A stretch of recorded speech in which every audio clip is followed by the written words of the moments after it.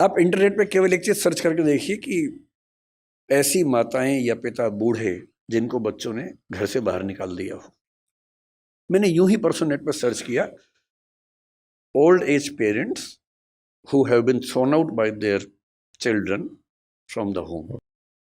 मुझे लगा एक आध घटना सामने आएगी, कुछ पता पढ़ूंगा उसके बारे में। इंटरनेट के कई पेजेस भर गए, घटनाएं खत्म नहीं हो रही थी।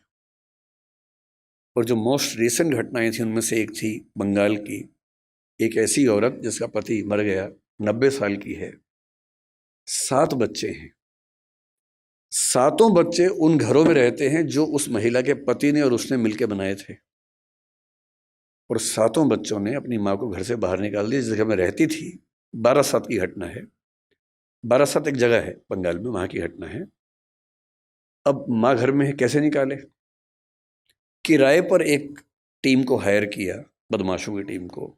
वो आई, माँ को उठाया, रात को लेके गई और कहीं फेंक के आ गए, सिर्फ इसलिए कि इस बुढ़िया का झंझट कौन उठाए। जब ऐसी घटनाएं, आप भी पढ़ते ही होंगे अखबारों में, मैं भी पढ़ता हूं। और जब जब ऐसी घटनाएं हमारे सामने आती हैं तो हमें बहुत केयरफुल हो जाना चाहिए कि कुछ ऐसा हो रहा है जो ठीक नहीं है। और ये मामला ये कह के टाल देना कि बच्चे आजकल ठीक नहीं हैं, ये पेरेंट्स का सबसे आसान सेफ मैसेज है कि आजकल के बच्चे ठीक नहीं हैं।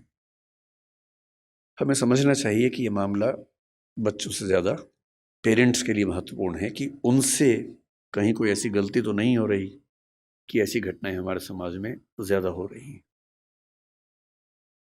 तो मैं भी एक पेरेंट हूँ।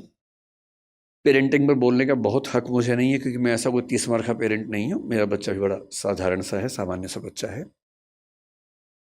पर मुझे एक बात का सुकून है, मैं उसकी साधारणता को बहुत एंजॉय करता हूँ, मुझे बड़ी खुशी होती है। और जो सबसे अच्छा बाप मुझे लगा पिछले 10-20 साल में इस समाज में, सबसे अच्छा बाप, वो मध्य प्रदेश के सागर में रहता है, एक कॉन्ट्रैक्टर है। 2018 में एक खबर पड़ी, मैं पढ़ के दिन भर खुश रहा उस खबर को पढ़ने के बाद। उसका बच्चा 10वीं क्लास में फेल हो गया। अब हम सबके बच्चे फेल होते हैं कहीं ना कहीं। हाँ, पूरी क्लास में फेल नहीं होता, एक आध सब्जेक्ट में फेल हुआ, कहीं नंबर कम आ गए, ये सब होता ही है हमारे साथ, कौन सी खास बात इसमें है। पर हम सब छिपाने में लग जाते हैं। हम सब बच्चों पर दबाव बना बना के उनको कोटा भेजते हैं, और फिर हम खबरें पढ़ते हैं कि एक साल में 25-30 बच्चों ने सुसाइड कर लिया, क्योंकि वो दबाव झेल नहीं पाए सफलता का। उस बाप को बड़ी चिंता हो गई कि मेरा बच्चा फेल हुआ है, उसके आसपास के बच्चे चिढ़ाएंगे, उन बच्चों के पेरेंट्स चिढ़ाएंगे, बुलिंग होगी, इस बच्चे पर दबाव ना हो जाए।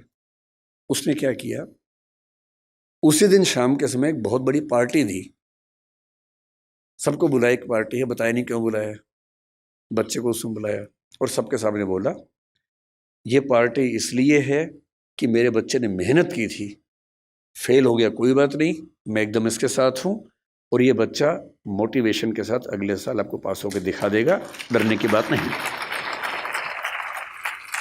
और मैं दंग रह गया कि कोई बाप इतना सुंदर कैसे हो सकता है, इतना खूबसूरत बाप, कि मेरा बच्चा फेल हो गया, मैं तो इसको भी सेलिब्रेट करूंगा। भाई, मेरे बच्चे ने मेहनत की थी, नहीं रिजल्ट आया तो क्या हो गया? मैं क्यों एक्स्ट्रा वजह बनूं कि उस बच्चे के डिप्रेशन में जाने की, एंग्जाइटी में जाने की। और वो खबर पढ़ के मुझे लगा कि ये तो एक फिल्म बनाने लायक खबर है। आजकल मैं खबरें पढ़ता हूँ तो मुझे वो भी दिमाग में आने लग गया कि फिल्म किसने क्योंकि पिछले कुछ साल मेरा वैसा एक्सपीरियंस भी रहा इस फिल्म के स्क्रिप्ट लिखने के दौरान। ट्रेनिंग ऐसी हुई कि अब हम खबर पढ़ते सोचते कि फिल्म में कैसे सेट होगा, कैसे फिल्म में ला सकते हैं इस बात को। अच्छी खबरें भी है, लेकिन बुरी खबरों का अनुपात थोड़ा सा बढ़ा है। और तब मैं सोचने पर मजबूर होता हूँ कि क्या ऐसी वजह है। ये तो बहुत आसान बात है कि मैं कहूँ कि जो बात हमारे ज़माने में थी वो आज के ज़माने में नहीं है। अरे, हमारे ज़माने के बच्चे जैसे होते थे आज के ज़माने के नहीं होते। ये तो बात हर बूढ़ा आदमी बोलता है अपने बच्चों को। आपके पेरेंट्स आपको बोलते थे, आप अपने बच्चों को बोलते होंगे, तो सामान्य बात है।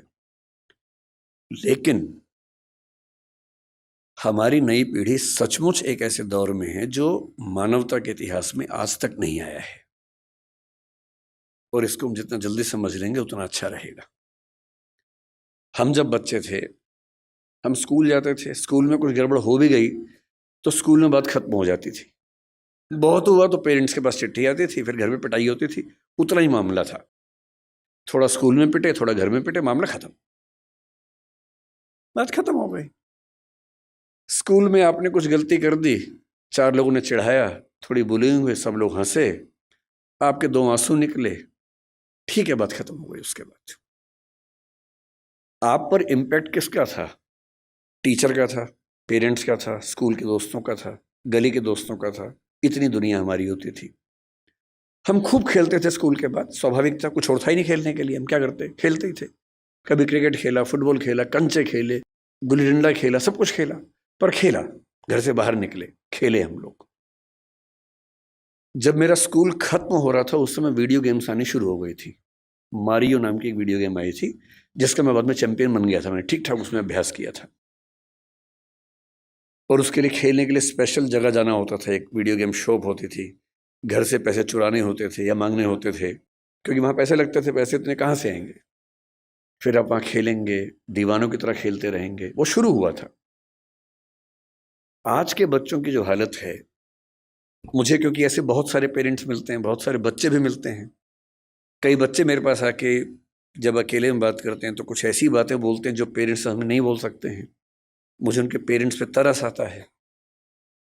जो घटना मैं आज तक नहीं भूल पाया, मुझे एक बच्ची ने आज से 15 साल पहले आके क्या कहा, लगभग रोते हुए, कि मैं आईपीएस बनना चाहती हूँ। मैंने कहा ठीक है, तो उसमें रोने क्या बात है, आईपीएस तो खुश होकर बनो, रो के क्यों बनना है?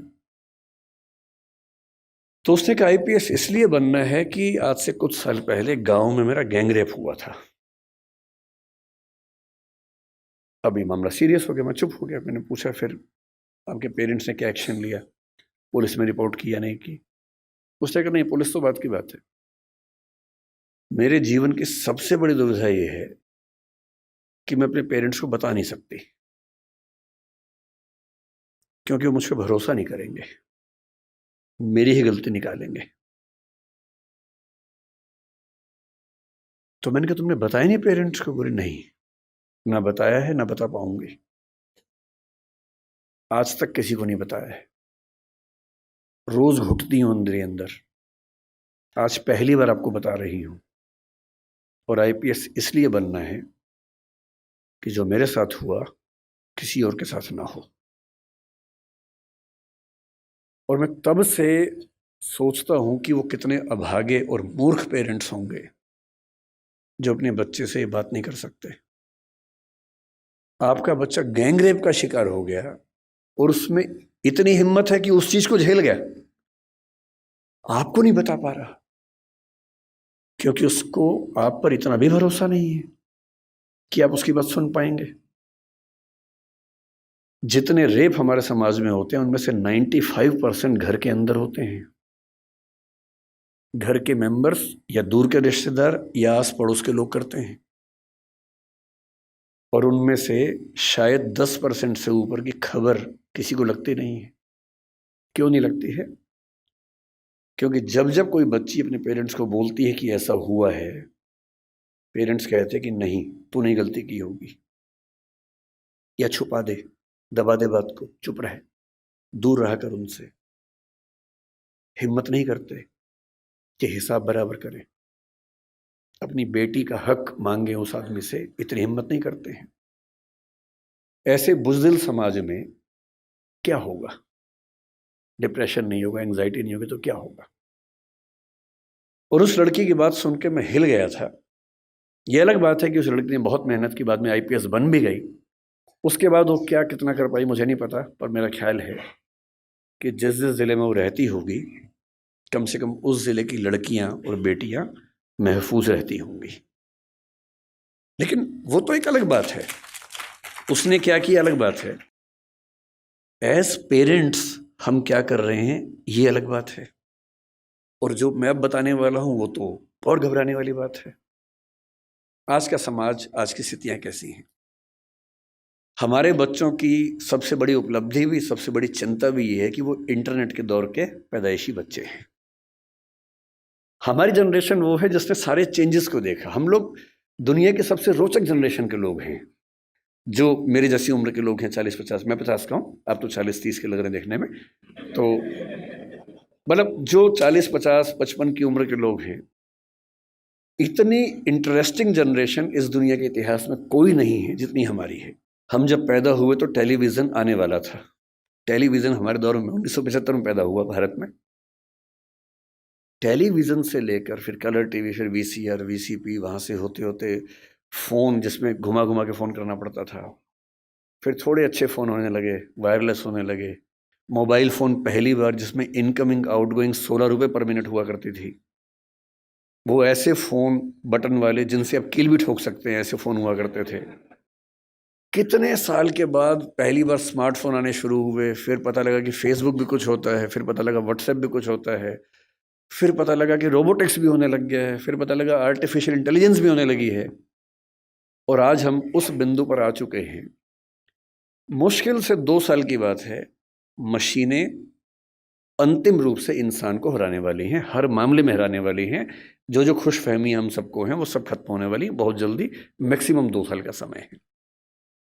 अभी एआई आ गई है, जिस दिन एजीआई ठीक से आ गई, एजीआई का मतलब है आर्टिफिशियल जनरल इंटेलिजेंस, और एआई की दुनिया के सबसे बड़े धुरंधर सैम ऑल्टमैन ने कल ही एक इंटरव्यू दिया, कल या परसों में, और कहा है कि चैट जीपीटी 4, जिसको आप बहुत बड़ा समझ रहे हैं कि कमाल हो गया है, वो अगले 2 साल बाद हास्यास्पद मानी जाएगी।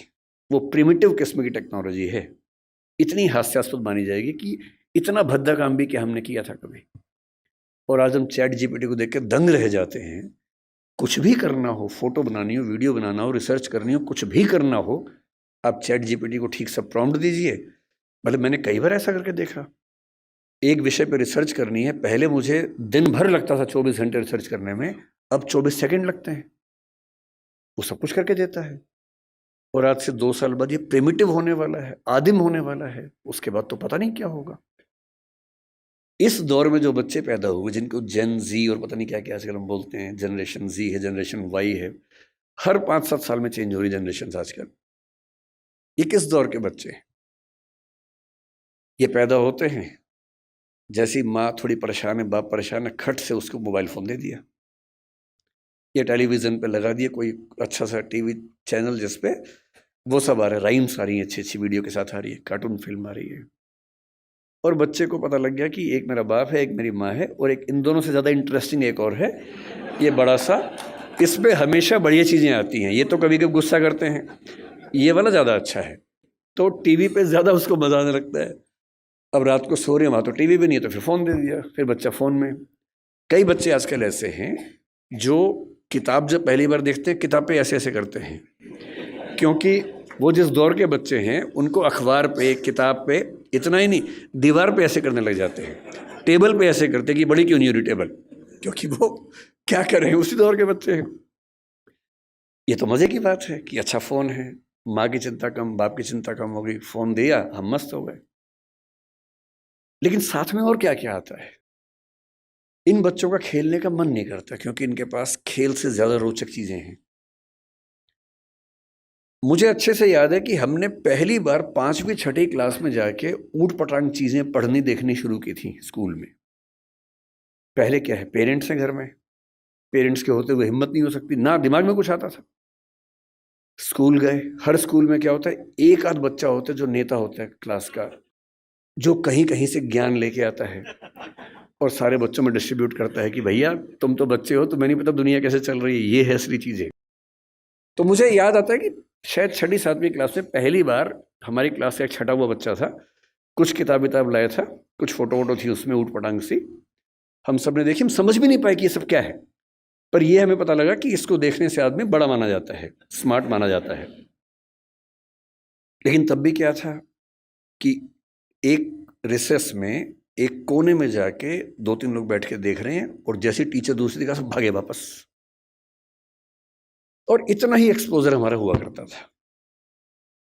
12वीं क्लास हो गई, कॉलेज में आ गए, उसके बाद भी वैसा एक्सपोजर नहीं था कि आप बिगड़ने के लिए हमेशा तैयार हैं, ऐसा नहीं है।